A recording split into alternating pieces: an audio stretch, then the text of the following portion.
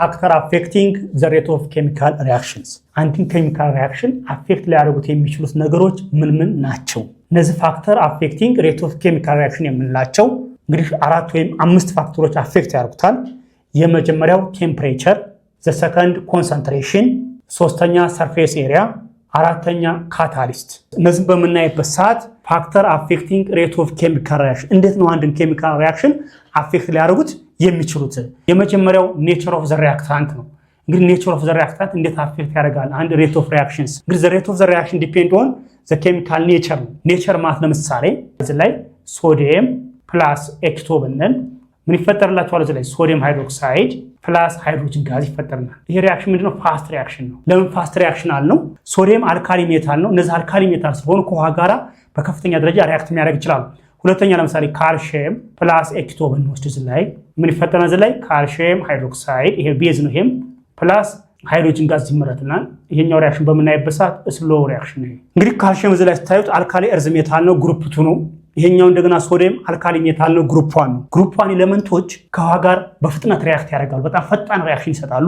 ግሩፕ 2 ኤሌመንቶች ወይም አልካሊ እርዝ ሜታል የሚባሉት ከውሃ ጋር ለስ ሪአክቲቭ ናቸው፣ ስሎ ነው ሪአክሽን ናቸው። አንደኛው ኔቸር ነው። ለምሳሌ ኮፐር ብትወስዱ ኮፐር ፕላስ ኤችሲኤል ብንባል ኖ ሪአክሽን እንላለን። ለምንድን ነው ኖ ሪአክሽን ያልነው? ኮፐር ከአሲድ ጋር ሪአክት አድርጎ ሃይድሮጅን ዲስፕለስ ማድረግ ስለማይችል ኔቸሩ ኖ ሪአክሽን አይካሄድም። አንደኛው እንግዲህ ፋክተር አፌክቲንግ ዘ ሬት ኦፍ ኬሚካል ሪአክሽን የሚባለው ኔቸር ኦፍ ዘ ሪአክታንት በዚህ መሰረት አፌክት ያደርጋሉ ማለት ነው አንድን ሪአክሽን። ለምሳሌ ግሩፕ 1 አልካሊ ሜታሎች ሃይሊ ሪአክቲቭ ናቸው።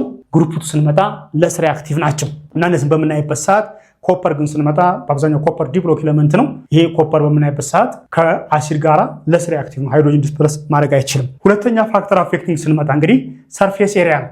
እንግዲህ ሰርፌስ ኤሪያ ኦፍ ዘ ሪአክታንት አፌክት ያደርጉታል። እንግዲህ ሰርፌስ ኤሪያ እንዴት ነው አፌክት የሚያደርጉት ነው? ሆሞጂኒየስ እና ሄትሮጂኒየስ ይባላል።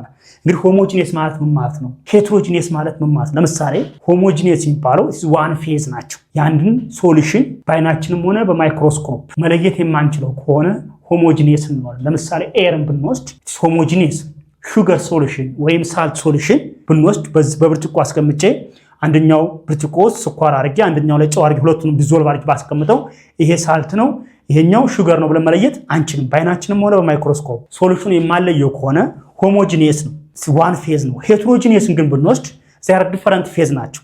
ለምሳሌ ብለድን ብንወስድ ሄትሮጂኒየስ ነው። ለምሳሌ አንድ ሰው ብለድ ኤ ነው ወይም ቢ ነው ወይም ኤፒ ነው ወይም ኦ ነው ይባላል። በአይናችን እንኳን መለየት ባንችል በማይክሮስኮፕ ሊለይ ከሆነ ሄትሮጂኒየስ እንላቸዋል። ሄትሮጂኒየስ ናቸው ካል ዚያር ዲፈረንት ፌዝ። ለምሳሌ ሄትሮጂኒየስ ሚክስቸር ስትማሩ ኦይል ኤንድ ወተር ብትወስዱ ኢትስ ሄትሮጂኒየስ እንላቸዋል። ለምን ሌየር ይሰራሉ። እዚህ ላይ ስንመጣ እንግዲህ ሰርፌስ ኤሪያ እንዴት ነው አፌክት የሚያደርጉት አንድ ኬሚካል ሪአክሽን ነው። ለምሳሌ ሆሞጂኒየስ የሚባለው ዋን ፌዝ ሲስተም ሲሆን ነው። ዋን ፌዝ በሚሆንበት ሰዓት ኢስ ሆሞጂኒየስ እንለዋለን። ለምሳሌ ዋን ፌዝ ሲስተም ናቸው ማለት ናይትሮጂን ኢን ዘ ጋዝ ስቴት ፕላስ ሃይድሮጂን ኢን ዘ ጋዝ ስቴት ዘ ጊቭስ አሞኒያ ብንል NH3 ኢን ዘ ጋዝ ስቴት ዚስ አር ሆሞጂኒየስ። ለምን ኢስ ጋዝ ጋዝ ጋዝ ሃዝ ዘ ሴም ፌዝ ዚስ አር ሆሞጂኒየስ ሪአክሽን እንለዋለን። እዚህ ሄትሮጂነስ ላይ ግን ስንመጣ ለምሳሌ ካልሲየም ካርቦን ኢን ዘ ሶሊድ ስቴት they gives calcium oxide it is solid plus carbon dioxide it is gas. These are heterogeneous. ይሄኛው ጋዝ ስቴት ነው፣ ይሄ ሶሊድ ነው፣ ይሄ ሶሊድ they are different phases. ፌዞች በሚለያዩበት ሰዓት heterogeneous ይሆናል ማለት ነው። እንግዲህ ሰርፌስ ኤሪያ እንዴት ነው አፌክት የሚያደርገው ነው። እንግዲህ ሰርፌስ ኤሪያ ላይ ስንመጣ ዲፔንድ የሚሆነው ለምሳሌ ካልሲየም ካርቦኔት እንውሰድ። ይሄ ካልሲየም ካርቦኔት ፓውደር ቢሆን ይሄ ፓውደር ሪአክት ዊዝ አሲድ ጋር ሪአክት ብታደርጉት ኤክሲኤል ላይ ምን ይሆናል? ካልሲየም ክሎራይድ ይፈጠርላቸዋል ሲደመር ካርቦን ዳይኦክሳይድ ሲደመር ኤች2ኦ ይፈጠር። ተመልከቱ፣ ይሄ ሪአክሽን ምንድነው? ፋስት ሪአክሽን ነው። እዚሁ ላይ ተመሳሳይ ሆኖ ለምሳሌ ካልሲየም ካርቦኔት ሪአክት ዊዝ ይሄ ካልሲየም ካርቦኔት እዚሁ ላይ ምንድነው? ክሪስታል ፕላስ 2 HCl ብታደርጉት ፕሮዳክቱ አይቀየርም። ካልሲየም ክሎራይድ ፕላስ ካርቦን ዳይኦክሳይድ ፕላስ ኤች2ኦ ብለናል። ይሄኛው ሪአክሽን ምንድነው? ስሎ ነው። ለምንድነው? ክሪስታል በሚሆንበት ሰዓት ሃይ ሰርፌስ ኮንታክት ስለማይኖረው ፓውደር በሚሆንበት ሰዓት ሰርፌስ ኤሪያው እየጨመረ ስለሚመጣ ሬት ኦፍ ሪአክሽኑ እያደረገ ይመጣል፣ እየጨመረ ይመጣል ማለት ነው። ፕሮዳክታቸው ተመሳሳይ ነው። ግን ይሄኛው ፓውደር እና ክሪስታል ላይ ስንመጣ ሰርፌስ ኤሪያ አፌክት ያደርገዋል የምንለው ለዛ ነው። ሌላ ፋክተር እንግዲህ የምናየው ኮንሰንትሬሽን።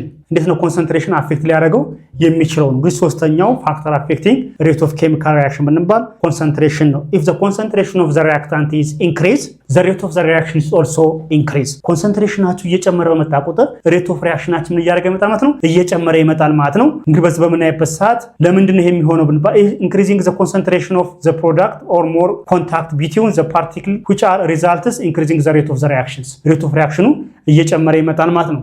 እስኪ ከነዚህ ውስጥ ለምሳሌ ኮንሰንትሬሽን ስንመጣ ዚንክ ብንወስድ ዚንክ ፕላስ ሰልፈሪክ አሲድ ብንል H2SO4 ተመልከቱ።